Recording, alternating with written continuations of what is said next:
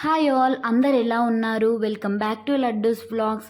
ఈరోజైతే నేను మటన్తో మంచి రెసిపీ చెప్తానండి. గ్రేవీగా స్పైసీగా ఈ చల్లని వాతావరణంలో మటన్ తినాలనిపిస్తుంది చూడండి. వాళ్ళు ఈ ప్రాసెస్ చూడండి.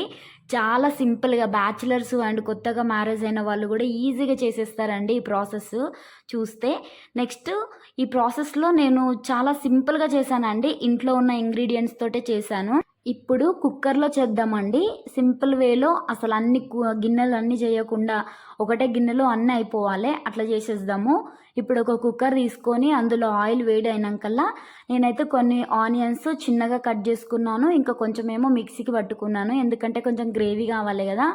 అందులోనే కొంచెము అల్లం ఎల్లిగడ్డ కూడా వేసి మంచిగా పేస్ట్ చేసుకున్నాను. ఇందులో వేసేసి కొంచెం మంచిగా వేపుకోవాలండి. అది కొంచెం గోల్డెన్ బ్రౌన్ కలర్ వచ్చిన తర్వాత అందులో గరం మసాలా కూడా వేసేసుకోవాలండి. ఇప్పుడు మంచిగా వాష్ చేసుకొని పెట్టుకున్నాం కదా మటన్, దాన్ని కూడా వేసేసుకొని మంచిగా కలిపేసుకోండి ఒకసారి. ఈ మటన్ కొనేటప్పుడు అయితే బాగా రెడ్గా ఉన్నదైతే తీసుకోకండి, ఎందుకంటే అది బాగా ముదిరిపోయింది, చాలా టైం పడుతుందండి ఉడకనీకి. అండ్ కర్రీ కూడా అంత టేస్ట్ అనిపించదు. సో లేతగా ఉండేది తీసుకోండి. లేతగా కాకుండా కొంచెం మీడియంలో ఉంటే చాలా బాగుంటుంది కర్రీ కూడా, తింటుంటే చాలా మంచిగా వస్తుంది మజా. నెక్స్ట్ ఇందులో అయితే నేను దోసకాయ వేస్తున్నానండి, కొంచెం పుల్లగా బాగుంటుందని. మా హస్బెండ్కి ఏమో నాన్ వెజ్లో వెజ్ చేసి కలిపి వండితే అస్సలు నచ్చదండి. నాకేమో వెజ్ నాన్ వెజ్ రెండు కలిపేసి వండితే మంచిగా అనిపిస్తుంది. సో మా ఇంట్లో ఆ విధంగా ఉన్నాము. మీ ఇంట్లో కూడా అట్లనే ఉన్నారా? నాకైతే కమెంట్ చేసి చెప్పండి. ఇందులో కొంచెం కరివేపాకు వేసాను, కొంచెం ఫ్లేవర్ మస్తు ఉంటుందండి కరివేపాకుది.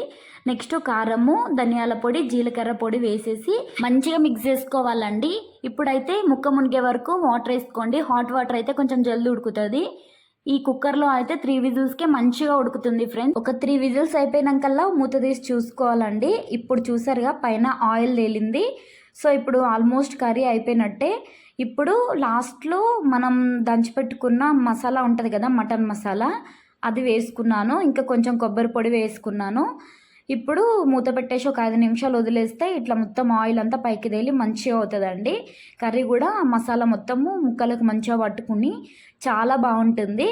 ఇగో చూసారుగా నేనైతే ఇక్కడ కర్రీ వేసుకుంటున్నాను. చాలా గ్రేవీగా జ్యూసీగా మస్తు మంచిగా వచ్చిందండి. చూసారుగా గ్రేవీ చాలా బాగుందండి. యాక్చువల్లీ నేను పాతకారం యూజ్ చేశాను ఫ్రెండ్స్, సో అందుకని చెప్పి కలర్ ఆ విధంగా వచ్చింది. కాకపోతే కలర్తో సంబంధం లేదండి, చాలా అంటే చాలా టేస్టీగా ఉంది. మనం కొంచెము పుల్లగా దోసకాయ వేసాం కదా, సో చాలా పుల్లగా కొంచెము కారంగా చాలా స్పైసీగా భలే ఉందండి. ముక్క అయితే మస్తు జ్యూసీగా ఉంది. మీకు ఈ వీడియో నచ్చినట్లయితే ప్లీజ్ లైక్ చేయండి, షేర్ చేయండి, మీ ఫ్రెండ్స్కి సబ్స్క్రైబ్ చేయమని కూడా చెప్పండి ప్లీజ్ ఫ్రెండ్స్. మీరు చూస్తున్నారు కానీ సబ్స్క్రైబ్ చేయట్లేదు. Thanks for watching. Bye friends.